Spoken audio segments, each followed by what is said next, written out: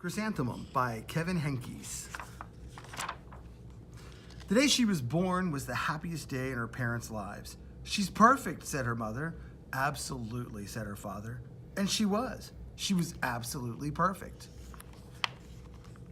Her name must be everything she is, said her mother. Her name must be absolutely perfect, said her father. And it was. Chrysanthemum. Her parents named her Chrysanthemum. Chrysanthemum grew and grew and grew, and when she was old enough to appreciate it, Chrysanthemum loved her name. She loved the way it sounded when her mother woke her up. She loved the way it sounded when her father called her for dinner. And she loved the way it sounded when she whispered it to herself in the bathroom mirror. Chrysanthemum, chrysanthemum, chrysanthemum. Chrysanthemum loved the way her name looked when it was written with ink on an envelope. She loved the way it looked when it was written with icing on her birthday cake. And she loved the way it looked when she wrote it herself with her fat orange crayon. Chrysanthemum, chrysanthemum, chrysanthemum. Chrysanthemum thought her name was absolutely perfect. And then she started school. On the first day, Chrysanthemum wore her sunniest dress and her brightest smile. She ran all the way. Hooray, said Chrysanthemum, school! But when Mrs. Judd took roll call, everyone wiggled upon hearing Chrysanthemum's name. It's so long, said Joe. It scarcely fits on your name tag, said Rita, pointing. I'm named after my grandmother, said Victoria. You're named after a flower. Chrysanthemum wilted. She did not think her name was absolutely perfect. She thought it was absolutely dreadful. The rest of the day was not much better. During nap time, Victoria raised her hand and informed Mrs. Judd that Chrysanthemum's name was spelled with 13 letters. That's exactly half as many letters as there are in the entire alphabet, Victoria explained. Thank you for sharing with us, Victoria, said Mrs. Judd. Now put your head down. If I had a name like yours, I'd change it, Victoria said, as the students lined up to go home. I wish I could, thought Chrysanthemum miserably. Welcome home, said her mother. Welcome home, said her father. School is no place for me, said Chrysanthemum. My name is too long. It scarcely fits on my name tag, and I'm named after a flower. Oh, pish, said her mother. Your name is beautiful, and precious, and priceless, and fascinating, and winsome, said her father. It's everything you are, said her mother. Absolutely perfect, said her father. Chrysanthemum felt much better after her favorite dinner, macaroni and cheese with ketchup, and an evening filled with hugs and kisses and parcheesi. That night, Chrysanthemum dreamed that her name was Jane. It was an extremely pleasant dream. The next morning, Chrysanthemum wore her most comfortable jumper. She walked to school as slowly as she could. She dragged her feet in the dirt. Chrysanthemum, chrysanthemum, chrysanthemum, she wrote.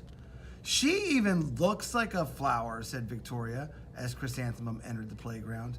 Let's pick her, said Rita, pointing. Let's smell her, said Joe. Chrysanthemum wilted. She did not think her name was absolutely perfect. She thought it was absolutely dreadful. The rest of the day was not much better. During nap time, Victoria raised her hand and said, a chrysanthemum is a flower. It lives in a garden with worms and other dirty things. Thank you for sharing that with us, said Victoria, said Mrs. Judd. Now put your head down. I just cannot believe your name, Victoria said, as the students lined up to go home. Neither can I, thought Chrysanthemum miserably. Welcome home, said her mother. Welcome home, said her father. School is no place for me, said Chrysanthemum. They said I even looked like a flower. They pretended to pick me and smell me. Oh, pish, said her mother. They're just jealous and envious and begrudging and discontented and jaundiced, said her father. Who wouldn't be jealous of a name like yours, said her mother. After all, it is absolutely perfect, said her father. Chrysanthemum felt a trifle better after her favorite dessert, chocolate cake with buttercream frosting, and another evening filled with hugs and kisses and parcheesi. That night, Chrysanthemum dreamed that she really was a chrysanthemum. She sprouted leaves and petals. Victoria picked her and plucked the leaves and petals one by one until there was nothing left but a scrawny stem. It was the worst nightmare of Chrysanthemum's life. Chrysanthemum wore her outfit with 7 pockets the next morning. She loaded the pockets with her most prized possessions and her good luck charms. Chrysanthemum took the longest route possible to school. She stopped and stared at each and every flower.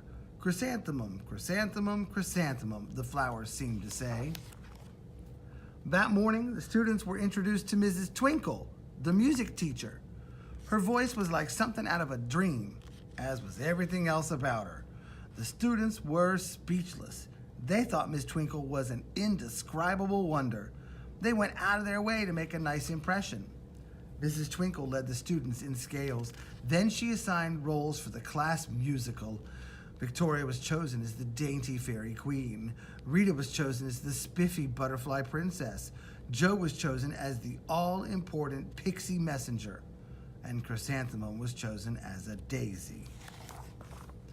Chrysanthemum's a daisy, chrysanthemum's a daisy, Jo, Rita, and Victoria chanted, thinking it was wildly funny. Chrysanthemum wilted. She did not think her name was absolutely perfect. She thought it was absolutely dreadful. What's so humorous? Asked Mrs. Twinkle. Chrysanthemum was the answer. Her name is so long, said Jo. It scarcely fits in her name tag, said Rita, pointing. I'm named after my grandmother, said Victoria. She's named after a flower. My name is long, said Mrs. Twinkle. It is, said Jo. My name would scarcely fit on a name tag, said Mrs. Twinkle. It would, said Rita, pointing. And, said Mrs. Twinkle, I'm named after a flower, too. You are, said Victoria. Yes, said Mrs. Twinkle. My name is Delphinium. Delphinium Twinkle. And if my baby's a girl, I'm considering Chrysanthemum as a name. I think it is absolutely perfect. Chrysanthemum could scarcely believe her ears. She blushed. She beamed. She bloomed. Chrysanthemum, chrysanthemum, chrysanthemum. Jo, Rita, and Victoria looked at Chrysanthemum longingly. Call me Marigold, said Jo. I'm Carnation, said Rita, pointing. My name is Lily of the Valley, said Victoria. Chrysanthemum did not think her name was absolutely perfect. She knew it. Overall, the class musicale was a great success. Chrysanthemum was absolutely perfect as a daisy. Victoria made the only mistake. She completely forgot her lines as the dainty fairy queen. Chrysanthemum thought it was wildly funny, and she giggled throughout the entire dance of the flowers. Eventually, Mrs. Twinkle gave birth to a healthy baby girl, and of course, she named her Chrysanthemum.